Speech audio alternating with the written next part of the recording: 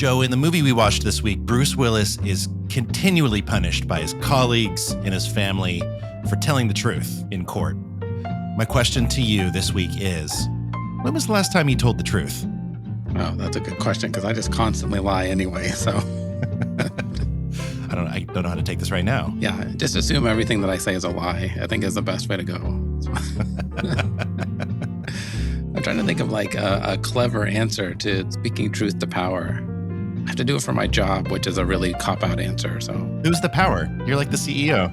Yeah, well, I mean, like when I'm talking on like panels or I'm talking to funders and I have to tell them why what they're doing is inappropriate or why they need to do more because they're bad people for not doing more, essentially. Nice. Yeah, and then makes me sound a lot better than it probably is in the room. In my head, I'm like, yeah, stick it to them. They need to hear this, but usually not. What about you? When was the last time you told the truth or had to fight to tell the truth because everyone wanted you to lie? The last time I told the truth? I'll tell you when I don't tell the truth. It's when somebody at work asks me how I'm doing. I always just go, great. I say it in a way that they know I'm joking, but I also don't actually answer their question. Right. And I learned this from a guy I used to work with. And every time I heard him do it, I thought, man, that's sad that he does that all the time. And now I do it 100% of the time. That's awesome. It's an homage, really. So you don't know. How's it going, Greg? So good. It's like the most passive aggressive thing.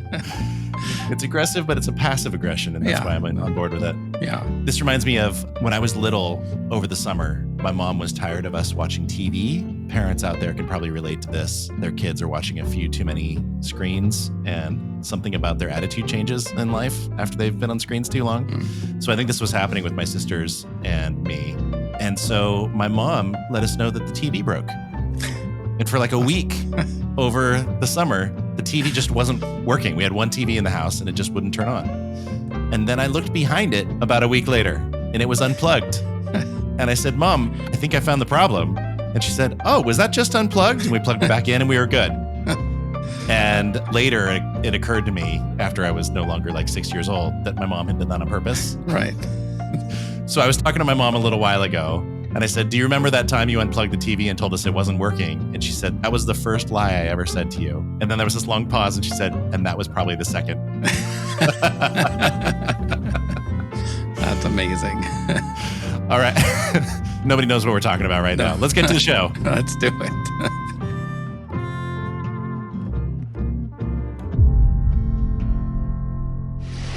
Detective Thomas Hardy was once the most decorated officer on the Pittsburgh police force until he broke rank and told the truth.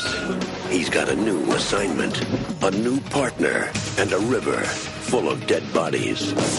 They should have never put him in the water if they didn't want him to make waves. Bruce Willis, Sarah Jessica Parker, Striking Distance.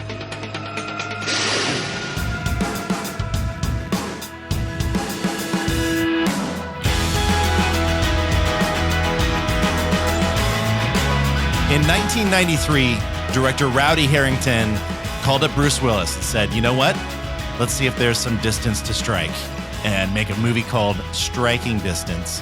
We're talking about Bruce Willis, a murderer's row of people in this movie. Sarah Jessica Parker, Dennis Farina, Tom Sizemore, Brian James, who you have seen in 83 movies and you didn't realize it, Timothy Busfield, Andre Braugher, John Mahoney. I could keep going, but I'm not going to. Joe Sky Tucker. I don't even know if you like this movie. What did you think of Striking Distance? And if you liked it, why is it a great bad movie? I remember watching this when it came out right around there, and I loved it.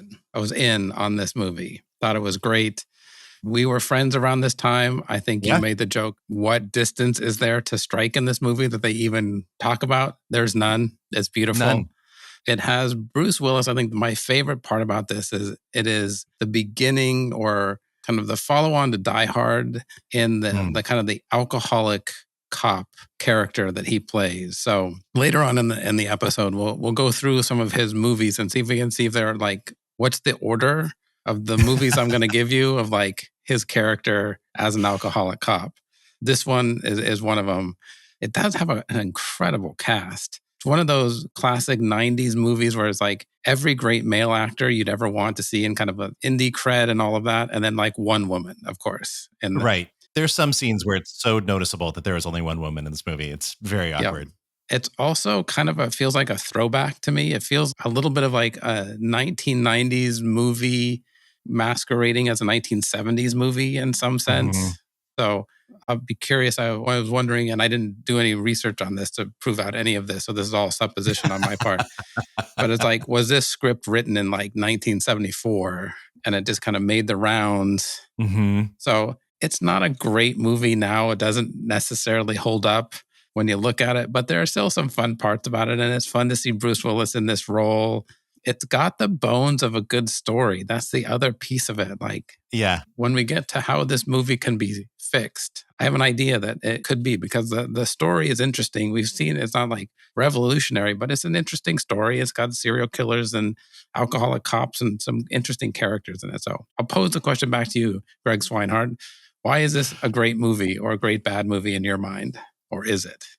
It is. I mean, I think that Bruce Willis had a blank check in 1993 because of Die Hard. And it was one of many kind of second tier Bruce Willis movies that happened where we wondered if it was going to be the next great one or the next great bad one. And you and I were on board with all of them to discover. Yeah. An example of one that was better than it should have been, like punched above its weight, was The Fifth Element. Yep, absolutely. As I was looking through his canon of movies, you could almost, there's like Bruce Willis in the military. There's Bruce Willis fighting aliens. And then there's Bruce Willis as a cop. And then there's Bruce Willis as the bad guy. Those are like the main categories of his movies. And so I almost spent more time than was necessary putting all these movies together. But I figured I would keep it just in the cop lane. So how about this? I'll give you the 4 movies. Okay. And you give me the order with which you think they are of this character. What order am I looking for? Not like chronologically when the movie came out. Not chronologically, but of the character of like this alcoholic cop character. So we have Die Hard, 16 Blocks, Striking Distance, and The Last Boy Scout. What is the order? Okay. Die Hard is the earliest, I think. Yeah, because I don't remember him drinking much in that movie. Yeah. Still in pretty good shape. Hairline fairly intact. Okay, so I'm going to say, boy, I haven't seen 16 Blocks in a long time, but I will say this movie and then Last Boy Scout and then 16 Blocks? That is the correct order. Okay, thank you. Yeah. Thank you very much. So here's the list that I put together. Awesome. I'm so happy right now. Because I don't know if people remember, there really was just this second tier of Bruce Willis movies. And you're right, there were the cop dramas. And then there were the supernatural ones. And then there were like, what was the other one? Was like historical? Army. He's in the army. Yeah. And then where he's the bad guy. Right. So before this movie, I'd say the second tier movies were The Last Boy Scout, Billy Bathgate. I might fight you on The Last Boy Scout. Really? That's top tier? That I feel like I'd have to watch it again. But of the time, I would put Last Boy Scout above Striking Distance. Oh, sure. It's a really, really dark movie. Yeah. But I love that movie. So it's hard. It is the best of those 3 that I just listed. Yes, 100%. But then after this, there are other movies kind of in this same league, like Color of Night, which I never want to think of or speak of again in my life. That movie has been a net negative on my life since I saw it in the theater. The Jackal is in this lane. Mercury Rising is basically this movie, if I remember. I always confuse Striking Distance and Mercury Rising. Yep. Hostage was a little bit later. I don't think I've seen Hostage, but yeah. We'll get to Hostage. Yeah. 16 Blocks, which we definitely are going to get to. And then Surrogates. Surrogates was a movie that probably should have been good, but just wasn't. I don't think I saw that one either. You know, I don't know where our board of directors have landed on that movie. That seems like kind of a year 4, year 5 movie. We've tapped out. Yeah. Maybe after we've accidentally watched a really, really good movie, we will then feel okay about sitting down and watching Surrogates. But I think that the common denominator amongst all these movies, except for maybe Hudson Hawk, which was a passion project for Bruce Willis, is he wasn't that interested in what he was doing for a living while he was making all of those movies. Apparently during Striking Distance, he was pretty rough to be around. He was changing the script that I think had been written within the last couple of years by the director. We should say Rowdy Harrington also did Roadhouse, a couple movies before this. That's how he got all these people to be in his movie. I think Roadhouse did surprisingly well with Patrick Swayze, and we'll get to Roadhouse. We will 100% get to Roadhouse. I'm kind of out on Roadhouse. I didn't buy the hype, so I didn't love that movie. I still have seen it multiple times and enjoyed myself every single time, but still, don't let that doesn't have to make sense. Yeah. But anyways, so this movie is fairly well made, but it's old school in all the ways you were talking about. Like, if the script isn't from the 70s, kind of the movies they were trying to emulate were, cop movies from the 70s and probably the 80s. But it seems so old now, it might as well be the 70s. That's how old this movie feels while you're watching it. Like the hubcap coming off the car during a car chase. That's just quintessential 70s cop movie. My big theory on this movie is it is basically the first 2 episodes of a TV show and then went on to be 10 seasons of a television show. That's what this movie is, but it's accidentally a movie. I think I texted you that this felt like a Hill Street Blues episode or, show. It's got the cars going down a hill and they're getting midair at every second. I don't know how to describe this other than cars are just constantly midair as they go down this hill. Yeah. And then they flatten out because of a cross street, and then they jump again, and then they flatten out, and then they jump again. Yeah, it's like they watched a bullet one too many times. Or we're going to make everything like this. Absolutely. What are some other old cop shows that were on TV that this is emulating? Streets of San Francisco is one. Kojak. Maybe Hawaii Five-0, although that said that Hawaii is such a there aren't streets like that, but got that feel to it of right where the men are men and the women are quiet, basically is what. Yeah. I feel like we have to state that we could love this movie, but Sarah Jessica Parker's character is so one-dimensional. I think there's one other woman in it that has lines, and I honestly don't remember. I think it's his mother or aunt or something like that at the policeman's ball. I think that you are just forgetting about Kim Lee, a character that is only referred to by first and last name throughout the movie. That's right. Hey, Kim Lee. So this movie is like a lot of other shows and kind of cop dramas that were made at the time. It's definitely leaning on those productions to have a shorthand, but it's also kind of a thriller. It has a twisty-turny plot. You don't know who the killer is. And then it's sort of an action movie sometimes. Apparently that was something that they re-edited it at the end to become more action oriented. It was, I think, more of a cop drama before. It's got one of your other favorite things. It's not quite the same one, but so you have, if we remember, Cliffhanger and the conversation that they have as they're driving down the freeway together as they're at the beginning of the movie. It has in the opening scene, Bruce Willis and his father having a regular old conversation about grandchildren and all of that in the middle of a car chase, literally being shot at and swerving and running into people and cars, all while having this just normal father-son conversation. Totally. Very Hudson Hawkish, actually. Yeah. Pretty funny. And I guess that Bruce Willis was not really around for when the dad had his one shot, the isolated shot of just him in the frame. He was speaking to someone who was reading the script to him, and he was responding to someone other than Bruce Willis. Awesome. Because Bruce Willis was not around for those. All right. Good job, Bruce Willis. For when he was not in the frame. Yeah, that scene is pretty amazing because they're racing. No, they were just driving to the police officer's ball or something like that. Yeah. Which this movie is a little bit exposition heavy at times. Hey, son, it's time to go to the police ball or whatever it is. Just using way more words in a sentence and, letting you know how they were related in every line. And then not a bad car chase. No, this movie's a great movie when it comes to that car chase right there. Open strong. They're going through tunnels. Open strong. Yep. Totally. It was fun. I enjoyed it. The opening of this movie and probably the last fight scene is pretty good too. Nothing spectacular, but it's fun. But in the middle, it drags. What are we doing here? Yeah. But as I walked away from it, there are a lot of characters in this movie. It's a little bit like a crime novel where you're kind of getting to know the fabric of the whole police department. You're getting to know a lot of different characters. I mean, there are a lot of characters that you recognize throughout the movie and they're distinguishable, which I think is unlike some other movies we've watched on this show, where once you get 3 people into the bench, you have no idea who this character is or what they do with their life. Now, to introduce everybody, they hysterically just beat you over the head with the fact that Nick is Uncle Nick. Bruce Willis says the words Uncle Nick so many times in this movie. So I guess it is a little bit hilariously exposition heavy. But then it's a bad movie because, I don't know, it's just stupid a lot. It's pretty stupid.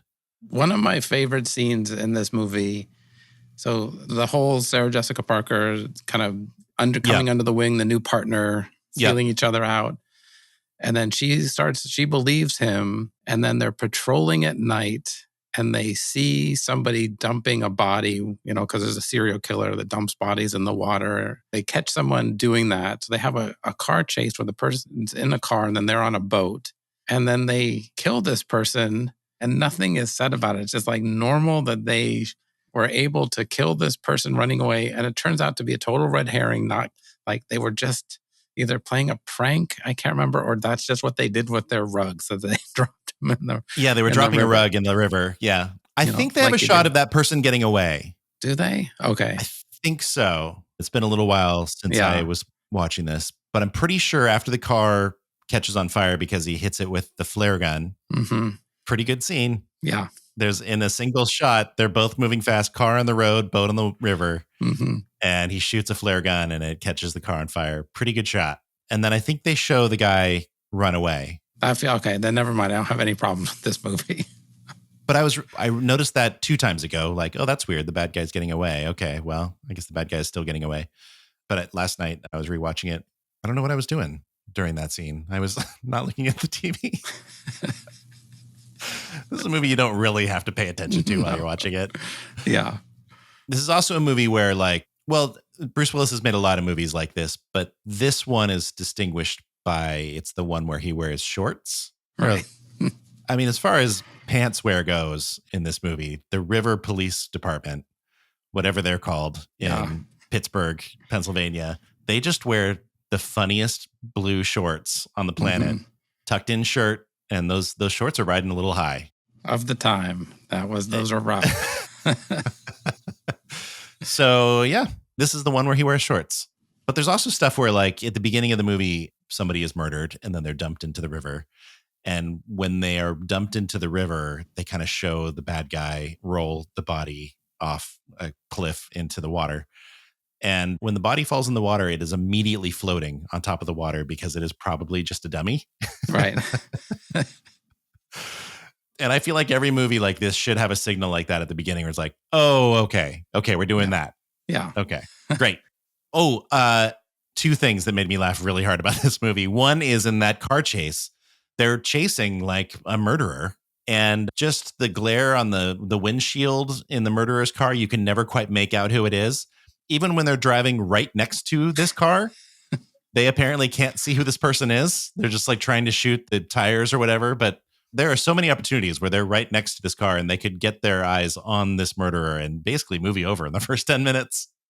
Yeah. But nope, that's not what we're doing. So that was the first thing that made me laugh pretty hard because after I realized it, the car chase just keeps going on. It's like, well, you could have seen him there. You could have seen him there. The other thing that made me laugh so hard is there are a couple times where Bruce Willis is sad in this movie. Like he's sad when his dad dies. And the overdubbed crying is the most apathetic overdub acting I've ever heard in my life by Bruce Willis. And then there's another moment where his ex-partner jumps off a bridge to commit suicide. And they show Dennis Farina, Joe Sizemore, and Bruce Willis. And Bruce Willis has the least convincing sad face. They hang on, the 3 of them barely acting and acting sad, like crying, kind of moaning into the night. Like, oh, I can't believe it. It almost seems like a joke. Like this will be hilarious that we're putting in this shot this long in this movie.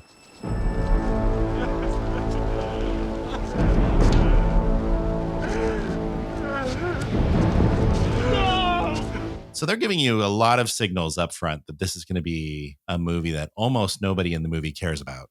Right. Which is what I'm looking for. The guy who jumps off the bridge, Robert Pastorelli, his old partner, Jimmy, decides he's going to play that part as if the character is in 3rd grade. He's acting like an 8-year-old.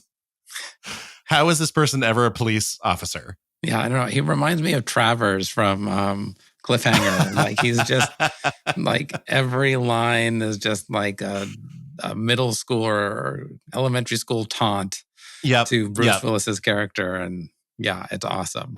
He's just there. He's the henchman in every movie you've ever seen.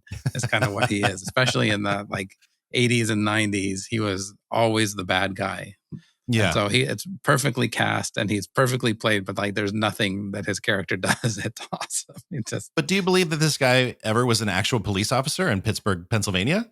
I love the time Pittsburgh. Yeah, so, it's Oh, probably okay. He podunk, checks out. Yeah. Philadelphia, no. Pittsburgh, yeah, he's definitely. In this movie, after his partner jumps off the bridge, his ex-partner, who he has testified against. Testified against. We cut to 2 years later, and that's when we find out Bruce Willis is now a river cop. Original title of this movie, Three Rivers, by the way. I like that better. It's better, yeah. Have you ever been let down by a movie jumping 2 years later? I feel like 2 years later is the best years later. No, I was fine with it. Like Yeah, I liked how they did that. So I was totally fine with 2 years later. Seemed appropriate where he was, still a cop. right. On the edge. Drinking problem now. Yeah. He's woken up by a cat just absolutely slobbering on his face the way no cat ever has in history. Yeah. What did they put on his face to make his cat lick him like that? It's so ridiculous. Yeah, So got me like top. bacon or some butter. But we have a little bit of a montage like our hero is now down and out and drinking too much. There's some Alka-Seltzer in water. There's a towel that he heats up in the microwave, and then I think it was a microwave, and then puts it on his face. Can you explain to me hot towel on the face? How does that relate to drinking last night? I don't know. Wakes you up, refreshing. Okay. I don't know. Instead of a shower, he's running late. So okay, I was like, oh, why would his stomach feel weird? Does your stomach feel weird if you've had too much to drink the night before in the morning? And does Alka-Seltzer help? I have no This idea. whole montage, I was like, I don't know what you're trying to tell me right now. Is this a thing that happens? This is back when Alka-Seltzer was king of the world. So Absolutely. Absolutely. We then meet Timothy Busfield. How do you best know Timothy Busfield? So for me, it's two places. It's 30-something is the first. Yeah. For me. And then West Wing second. West Wing. Yeah. West Wing for me. Yeah. I love him in West Wing. 30-something is more just where I think I first saw him. So that's where I remember him first from. But he's amazing in West Wing. And I think he ends up becoming like a pretty prolific director on that show as well. Oh, interesting. And he ends up with CJ Craig in the end. What spoilers Nice. for the West Wing? I'm so sorry. Right. You know how we've talked about how I have this theory that people aren't really good at swearing. There's like a very small handful of people who can actually swear on this planet.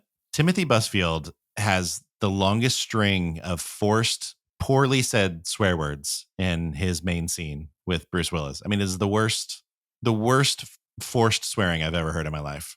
It's pretty hilarious. It's amazing that whole scene, that first scene when you meet him.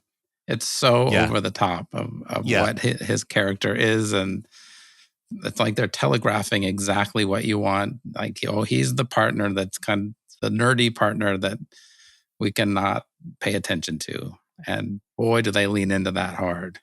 It is so C-. It's really rough. D+, I don't know.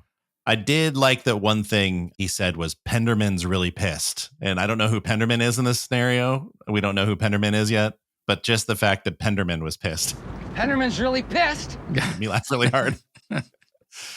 And then he launches Timothy Busfield off the back of the boat because Timothy Busfield is like his diver or something like that. And at that moment, I realized this is basically a Steven Seagal movie with Bruce Willis. I think Striking Distance is basically a Steven Seagal movie. I can totally see that.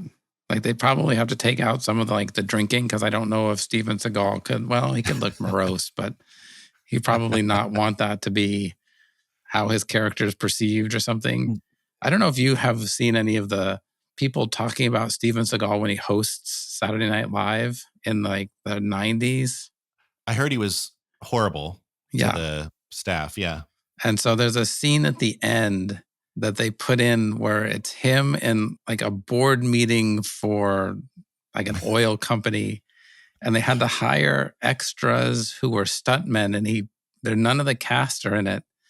And then he just beats them up and like throws them through walls and onto the table. And then at the last line is, and that's why you don't pollute the earth or something like that. And What? it's the craziest thing. You might have to, after this, watch that and hear people talk about how like he was awful to work with. Yeah. And that he made them do that. And they just kind of capitulated. It's like the last sketch of the night. And nobody got why it was what he was trying to do or say. It was so awesome. So Steven Seagal. So yeah, that's this movie. That's basically, but trying a little bit harder. It's punching above Steven Seagal's ways. This could never be a Steven Seagal movie. No. This is the sequel that he wished for Under Siege. Or this is Casey Ryback's, either prequel or sequel. I don't know which, but I bet Steven Seagal would say, why can't it be both? Yeah, done. This is the kind of movie where while Bruce Willis is watching the news and they're announcing that a woman has been murdered, he's holding a frame of him and the woman who's been murdered, like a picture. And this is the type of movie where the clothes that she's wearing in the photo that he's looking at are also the clothes that she's wearing in the photo on the news. Just in case we were not going to pick up on the fact that it's the same person. It's just like a flight attendant. Mm-hmm. That made me laugh so hard. And the other thing that kind of floored me about this movie was Tom Sizemore is amazing. Mm-hmm. He is so good in this movie. He for sure is the best performance in this film. 100%. He steals every scene he's in.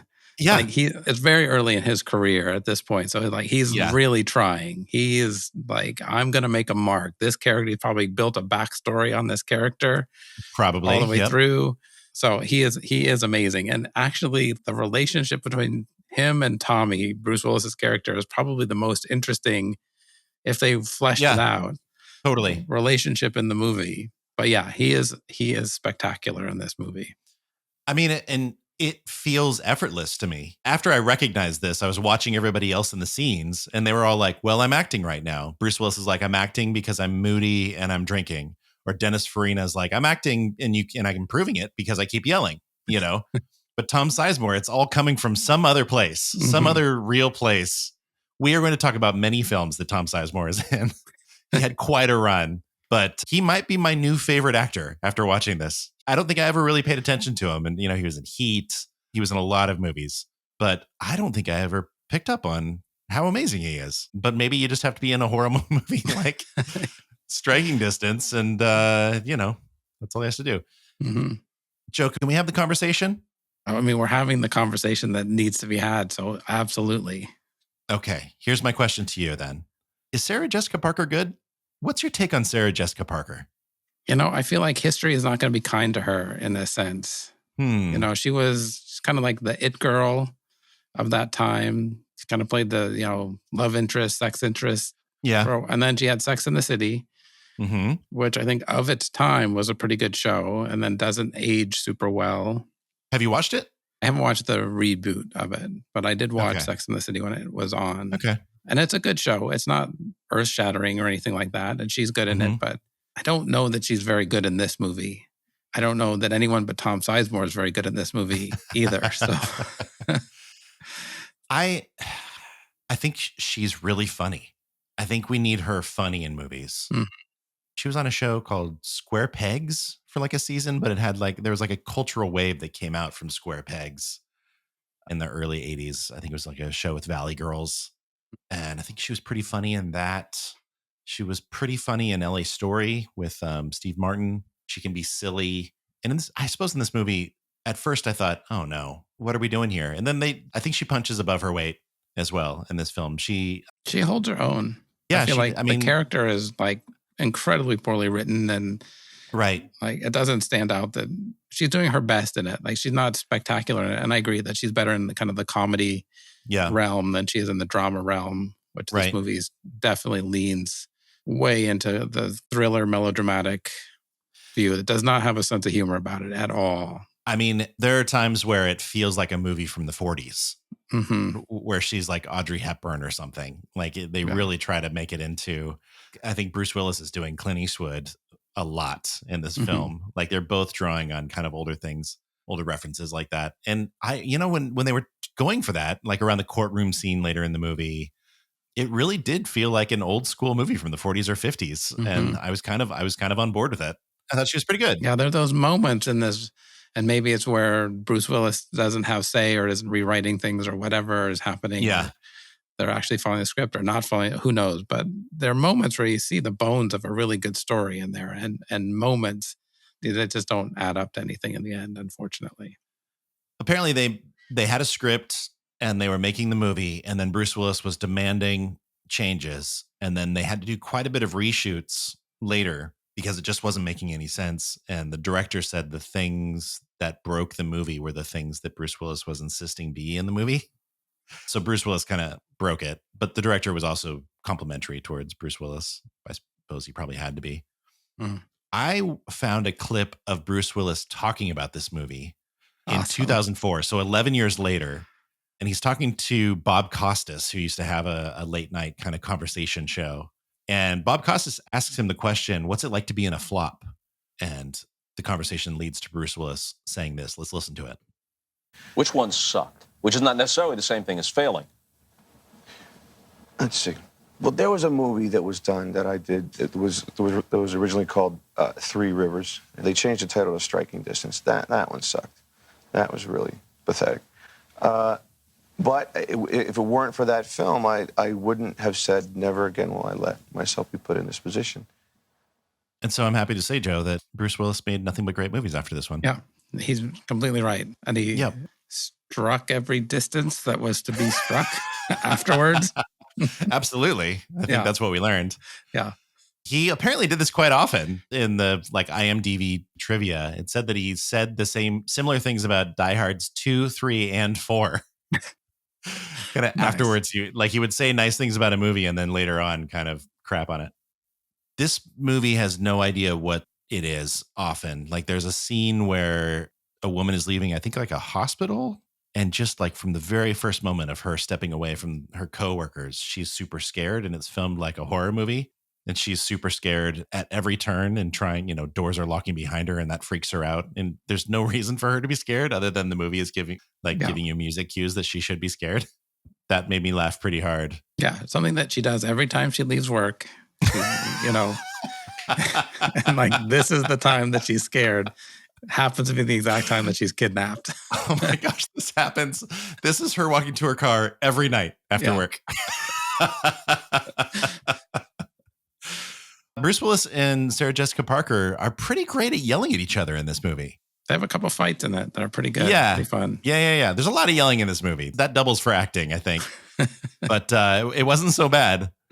Dennis Farina is great in everything he does. How excited were you when Andre Braugher walks into this film? I'm very excited. I'm in the tank for Andre Braugher. Yeah. First met him on Homicide: Life on the Streets. Yeah, one of my favorite shows. Also loved him in Brooklyn Nine-Nine as Captain Raymond Holt. It's one of those castings where you don't realize the range of an actor and like his ability to be funny. I would never have guessed that he would have been that hilarious in that role. Yeah. And so that's probably, while I love Homicide, it's probably my favorite role for him is seeing him in that, just because it kind of plays against everything that we've ever seen him do before.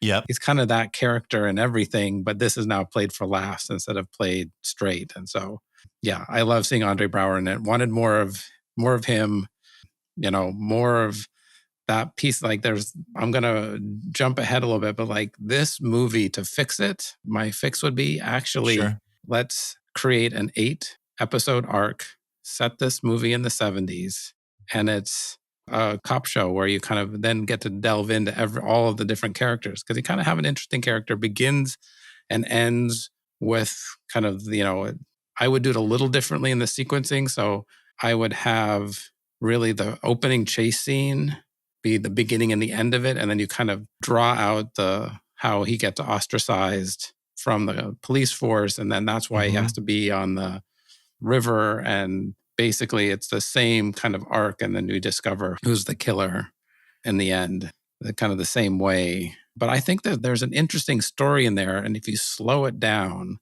and you kind of build out the characters and have more of a interesting cast, you can take a little bit more time and a little bit more breath, and it's not an action show. It really is like kind of a thriller and kind of a dark cop drama would be how I would save this movie. Because that's what I kept thinking, like, wow, there's some interesting pieces in here that I want. Andre Braugher's character could have a 3-episode arc or 4-episode arc within that kind of 8-episode period where you kind of see how they're going to get Sarah Jessica Parker's character, who's with Internal Affairs, close to Bruce Willis or something like that. So right. There are moments that I wanted them to explore that you can in a TV show. And you kind of really lean into the 70s vibes that it has and say, okay, we'll set this in 1974. We'll put it in Pittsburgh in 1974. And let's have a serial killer drama set there. That's what I would do. That's how I'm saving this. That's a great idea. I feel like this movie can't decide if it should be a prestige cop show. Like you're kind of describing The Wire, where there's like a season of Internal Affairs. Yeah. And then there's a season of the River Police. And then there's a season of, like, David Simon did Homicide. So Andre Braugher's on board, obviously. Yeah. That's interesting because as I was watching it, I was like, this is a trash CBS show that like grandparents watch for 10 years. And then they're sad when it ends. This is like Jag or other shows that just like, what's that one that Tom Selleck is on? Oh, yeah. That's exactly what I was thinking. Yeah. Yeah. It's been on for 37 years. Yeah. And that's what this movie is to me. But you're right. It could be, I mean, the actor, Tom Sizemore, Dennis Farina, Andre Braugher. I mean, just a murderer's row of actors right there. Could be in a total prestige show. Yeah, it could be. And either way, I would be good. And because it doesn't pick a lane, it suffers because of it. Like, I would love it just as much as if it was, we're just going to lean into every kind of stupid cop trope and good guys always prevail and truth will win out. Right. That is that show. And I wish I could remember the name of it. I can totally see that's exactly the show that I was thinking it would be. Or it is, just go highbrow with it. It's on HBO and it's appointment viewing every week because you love this show. But in 1974, I don't know, maybe now I want it to be in 1993. It could be. Mostly for the shorts. Yeah. We're forgetting that about Kim Lee, a character who works at the Riverboat Police Station. I'm sure they have a better name for this division. Yeah. But Bruce Willis is just like, what's up, Kim Lee? And then when she ends up getting murdered at the end, he's like, no, Kim Lee. Kim Lee. No. Like they have to just like hammer it home that it was, well, we've been talking a lot about this movie, but I don't know that we're really giving the full picture of what it is. And so I'm wondering, is it time for you to read us the back of the box? I think so. Let's get into the back of the box. It's the back of the box. All right. This is how you're walking down 25 years ago, Blockbuster Video.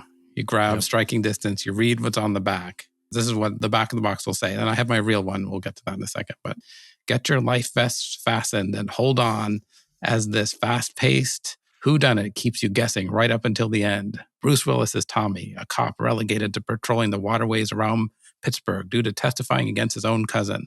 Meanwhile, the city is paralyzed with a serial killer on the loose. The victims pile up, and each one is now connected to Tommy. Can he catch the killer before the killer catches him? Oh, pretty exciting. I'm in. That's pretty I'm good. in on that movie. I feel like that could have actually been the back of the box. This is a movie that probably did have a back of the box. Yeah, 100%. Now, the real one will cover some ground we've already covered, but you'll get it. So, all right. If you loved Hill Street Blues, you will love this movie. Also, you should probably take your blood pressure medication. This is a movie made in the early 90s, trying to be a movie made in the early 70s, and it kind of works, but mostly is a paint-by-numbers alcoholic cop movie.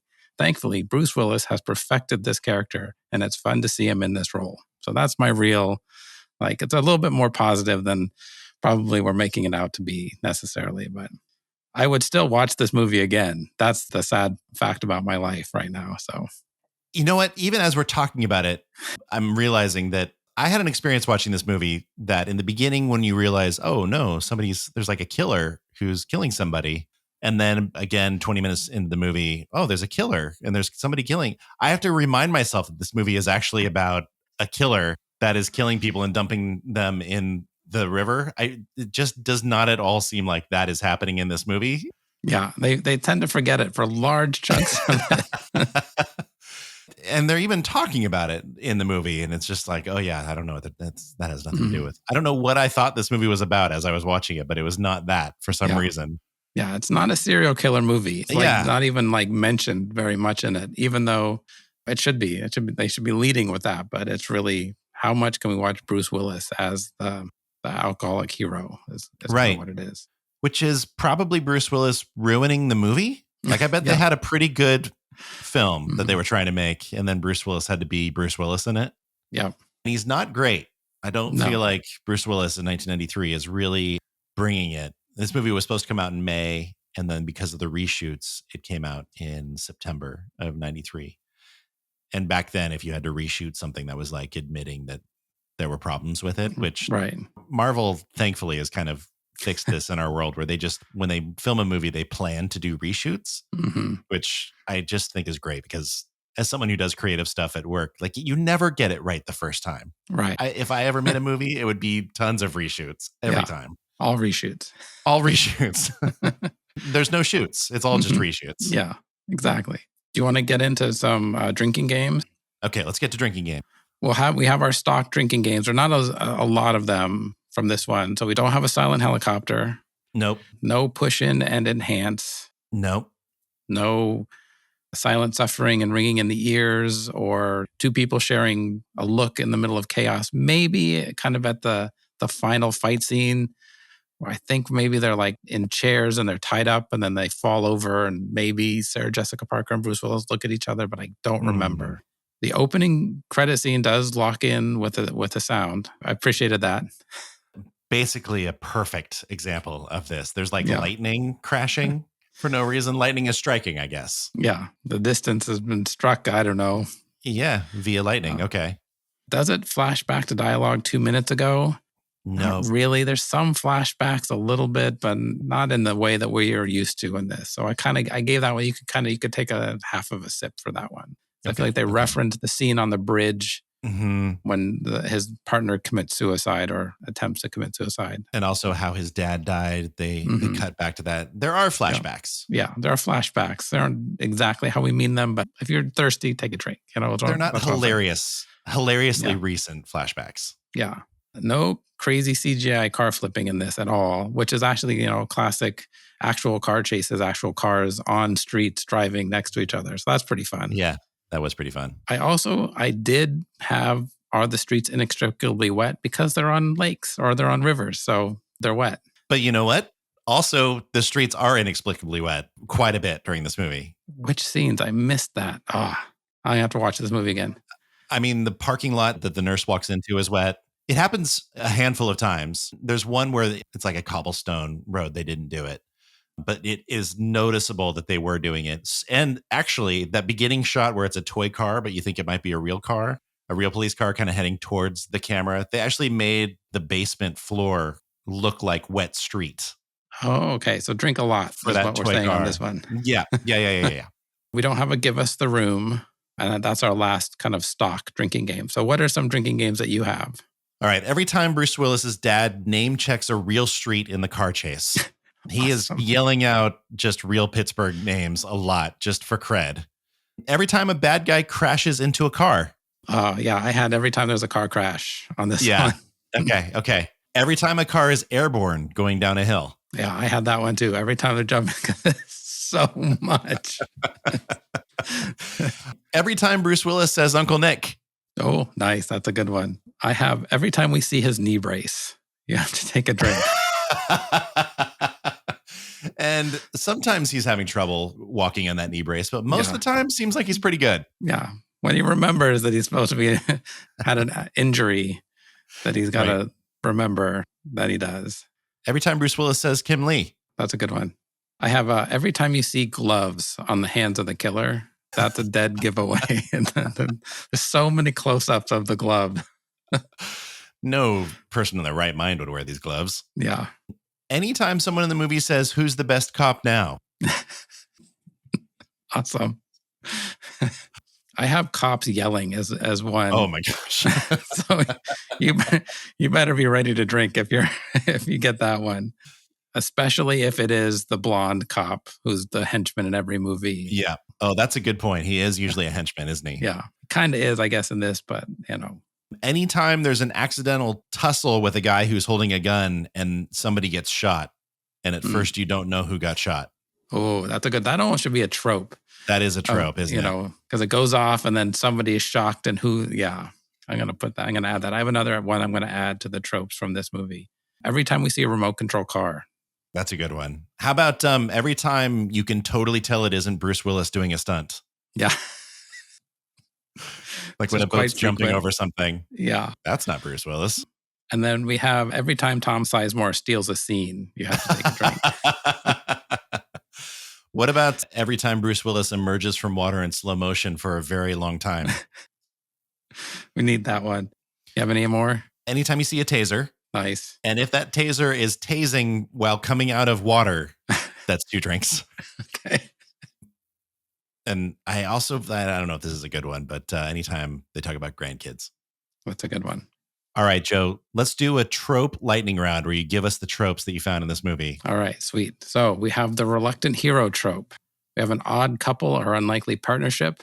Perfect. In this movie, we have the trope where the kidnapper pulls a rope, rails close and tight in front of the hostage's face. We have an explosion on impact in a car chase where it just hits something and it explodes instantly. It hits the passenger part of the car. And yeah, that's obviously where the gas tank is, right where the driver is. We have a conversation in the middle of the car chase. So that is in another trope that's in a lot of these. Yeah. Action movie trope from the time. No women except for the love interest and the mother are in this movie. Mm-hmm. He tastes drugs. So there's a whole action sequence in the middle of this film that is not tied to anything. It's actually pretty awesome. But they're smuggling drugs and it's, of course, cut up on the table where anyone can see it. And he tastes it. Bag full of money. Yeah. And money everywhere. Yep. Hubcap comes off during the chase. So that was awesome. Really awful smooth jazz during the sex scene with Sarah Jessica Parker and Bruce Willis. Which I read they had to reshoot because it wasn't hot enough the first time. Yeah, they had the smooth jazz and it was put it over the top. All they needed.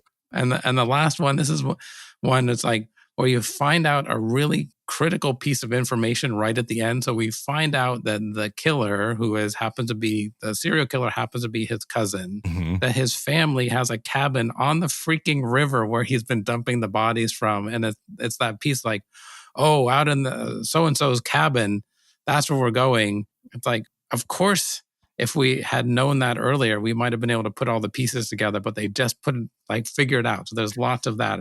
That's definitely a TV show, cop show thing where they're 100%. It's got to be out at Old Man Miller's cabin,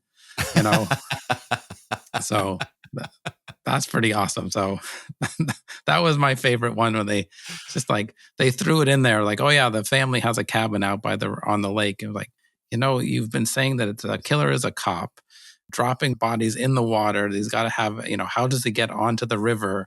And then you're well, maybe it's because their family has a cabin on the river. That makes perfect sense. We're all just putting that together now. So I definitely enjoyed that piece of it. Do you remember the first time you saw this or recently when you watched it? Did you guess who the killer was? They really make it seem like it's going to be Tom Sizemore, right? I think they're trying to set it, but I feel like it was not shocking at all that it turns out to be his cousin. Right. Yep. But the first time I saw it, Robert Pastorelli is the killer, his partner who's the best cop. And what he ends up being busted for is excessive force, which also of the time doesn't necessarily hold up well with Rodney King and all of what we know. So it's not even but yeah, I don't think I was that surprised. I think by the time you find out, I kind of don't care anymore. Mm-hmm. That's a problem with this movie. Yeah. My apathy. Yeah. Let's get to important questions. This is very important, Joe. Did this movie hold up then? Kind of is my answer. We didn't know quite what we were getting into. We thought Bruce Willis could kind of do no wrong, despite the fact that he was in some pretty bad movies already at this point. Does it hold up now? Not even a little bit, but no. Okay. My answer actually, I remember seeing this movie and it was better than I thought it was going to be. We probably rented this. I'm sure we did. In the theater. Yeah. We probably read the back of the box. It's the back of the box. Striking distance. We're in. Absolutely. Did they sell the good guy? Yeah, hard in this. That he is the one that's going to speak truth to power. He's going to stand up for what's right. The little Right. guy, all of that. So Okay. Did they sell the bad guy? no, we don't even really know who the bad guy is. And Yeah. when we figure it out, it's like the last 10 minutes of the movie. Right. Does this movie deserve a sequel? I mean, I think we've discovered that it has 2 sequels. Uh-huh. The Last Boy Scout and 16 Blocks. So yes, Sure, I think it does. Sure. Okay.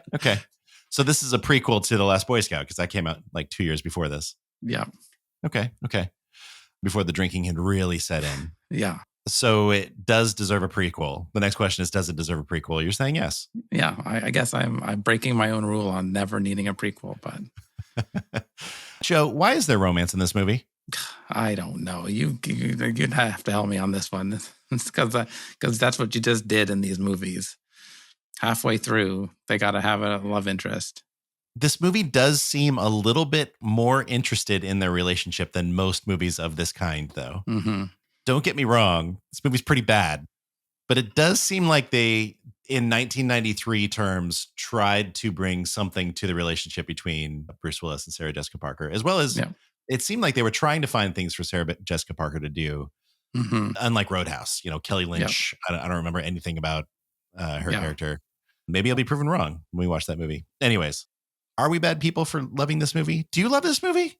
I don't know that I can say I love this movie. I like parts of this movie, and in the context of this podcast, it fits right in. But I can't say that I love it. What about you? How do you feel about this movie? I'll put it this way. I can't say that I love this movie, but I do own it, and I'm sure I'll watch it again. Yeah, I'm in. Okay. Finally, we get to some music. Joe, what album is this movie? I spent some time thinking about this. It's really, I didn't have this as an album, but really an aging band on one last tour is kind of what this reminds me of. Okay. And so I was trying to think of it's like a 70s band coming back around. So this is for me, the Eagles' Hell Froze Over tour. Wow. Where they were like, we hate each other. We're not. And then they were just like, we need some money. So we're cashing some checks and we're going to get together and tour one last time. So that's what this is to me. What about you? What album is this? Yeah, I kind of went with the same thing where I was excited that it came out and then it didn't sound as good as it should have. That was what I was going for. And so I think similar to the Eagles had said they would never play a show together and then they came out with Hell Froze Over. They'll play together when Hell Freezes Over. That's what they said. Mm-hmm. Jay-Z had retired after the Black Album and then he came back with Kingdom Come, which isn't a horrible record. It does have some good songs on it, but for the most part, I feel like it sounds bad and was not good. And so not as bad as I remember when I listen to it sometimes, but I do kind of skip ahead to the songs that I know are good and then I'm out. But this is Jay-Z's Kingdom Come. All right. Coming out of retirement and it just didn't sound good. Kind of like how this movie just didn't look amazing at times. Okay. How could this movie be fixed? Well, I kind of got into this, but we either go one of two ways. And honestly, if I'm picking a lane, I actually like yours better because I watch a lot of those bad cop shows. Mm-hmm. They're really easy to have on in the background when I'm kind of either just on my phone, kind of doing other stuff or working. And so you don't need to pay attention to them. And then they have a real easy formula to follow. So you can, if you want to play along at home and go, oh, here's the character that we rule out very early, who then we find out a really critical piece of information later in the episode that points a finger back at them and it all comes together, that sort of thing. So I kind of lean towards fixing it by making it even worse, just leaning in to making it that. But you could also make it like a gritty crime drama, really digging into the characters and make it feel elevated. So that's how I would do it. What about you? How would you fix this or make it better? Well, so the Prestige show kind of leans into the world that they've built and all the characters across the board. I think this just is a 10-season cop show that could be made at any time, but it lives in the world, but it mostly hinges on Bruce Willis and Sarah Jessica Parker as partners. And I feel like they could have been pretty good partners for a 10-season show. I mean, this could be a show that's on right now. I have absolutely no idea. This might be a cop show that exists and is in its 10th season. So I feel like that's the answer for this movie. It should have been a show and it should have been on for 10 years. But a crime of the week, man, shenanigans are happening on these rivers in Pittsburgh. Yeah. What's happening? You can have a crime of the week with like an overarching crime that is solved kind of throughout the series or different character arcs that come up. Sure. Like that but again, that's a better show than I'm saying. Yeah. Our show doesn't have that. Just a procedural every week, something's happening. Absolutely. Crime of the week. Yeah. Okay. Perfect. The rap party at the end of the 10th season, the critter says, you know what we should have done? We should have had an overarching thing each season. We should have had a plan at the beginning of every season. Yeah. No, but this is like an ABC show, CBS show that they've got Bruce Willis and Sarah Jessica Parker. Let's lock them into a contract and it's Bones. It's, it's whatever. Yeah. It's JAG. Okay. So last important question. What rating do you give this movie? Great bad movie, good bad movie, okay bad movie, bad movie? I think it's an okay bad movie. Yeah, that's where I land too. I wanted to go higher, but I can't. Even talking about it, even when we talk about it and I usually love them more, I just can't get there with this one. Me either. Yeah. It's rough. It is rough. Well. And I loved every second of it. So. Yeah, and I own it and I'll watch it again. All right, Joe. I think there is no more distance left to strike here. I think we did it. Nailed it. We had the conversation that needed to be had about this movie. Absolutely. That no one's asked for. Also, we should very clearly point out. Can we talk about reviews for a second? Oh, yeah. This movie cost $30 million to make. Of the time, that's pretty high. Yeah. I mean, Die Hard was like 70 or 80 million. Okay. 65 million, something like that. So it low, but that to me says if we can get a hubcap to fall off in one of our action scenes, this will be more exciting. That's a $30 million movie. Hubcaps falling off. This movie made $24 million in the theater. This was not as bad of a flop as we've talked about in the past, but this was a disappointing movie. This movie has a 20% on Rotten Tomatoes. It feels about right. Does that feel? Yeah. See, I feel like it's about, I'd go about 50 higher. So 25,000 members of the public have rated this movie on Rotten Tomatoes, and it has a 35% audience score. Wow. That is not, it sounds like a 70. Yeah, it's basically a 70. Let's hear a couple reviews that I really liked. One is from the New York Times, Vincent Canby. If Striking Distance were a book, it would be called a good read. Instead, it's a painless watch. Oh, I'll take that. Yeah. Oh, this is Roger Ebert, who doesn't come up on this show very much, but Roger Ebert said, Striking Distance is an exhausted reassembly of bits and pieces from all the other movies that are more or less exactly like this one. I think he knew what he was talking about. My favorite review was a positive one from Nick Rogers in the Midwest Film Journal. And he said, the hard truth is that Bruce Willis is just one of many faces going forth here as gamely as possible. And yet for its crude and compromising stitching, Striking Distance remains weird, wobbly, and eminently watchable. Weird, wobbly, and eminently watchable. I can see like the movie posters as eminently watchable and a good read. And that guy's like, they always take out weird and wobbly. It's strange. One little bit of trivia I want to get to is, according to articles and reports at the time, test audiences hated the initial cut of this film because of confusing parts of the story, parts which were added into director Rowdy Harrington and Marty Kaplan's original script by Bruce Willis. One source mentioned how the original cut was like Hudson Hawk without the laughs. Awesome. Which just sounds so rough. All right. Oh, hey, this has been great, but I need to go have a drink in my houseboat because of all the sadness. That's too bad. I have to go have a heart-to-heart while in the middle of a car chase. So, these things happen. Okay, that's great because they just pulled another one of my ex-girlfriends out of the river. I got to go check this thing out. That sounds serious. I got to go follow a police chase so I can add to my hubcap collection. So. Okay, that's great because I actually do have to go. I don't know if you've noticed, but I'm sopping wet because my partner keeps launching me off the back of our workboat after I swear at him. That's too bad. I have to go to the policeman's ball, so. I hope you wear your red dress. Yeah. It turns out there is just a little bit of distance to strike before I'm done with this thing at work, so I got to go. All right, understandable. I have to go practice tasering people in the mouth, so. Okay, well, that works for me because I'm thinking about rethinking my whole professional career and showing it by exclusively wearing shorts. Oh, I'm in. I also have to go secure the stern line, so I'll be right back. Yeah, absolutely. I'm going to go refer to all my coworkers who are named Kim Lee by their first and last name exclusively. I think that's a good idea, just to point out the fact that they're the only minority person in the entire film. Oh my gosh. And she was good, by the way. She had a couple lines and they found the right person for Kim Lee's role. I'm going to go drink whiskey from a pint bottle. So that's my plan. I'm going to go have a fight with my girlfriend in the smallest houseboat kitchen in history. I'm out. I don't have any more. Yeah. All right. See you soon. See you soon.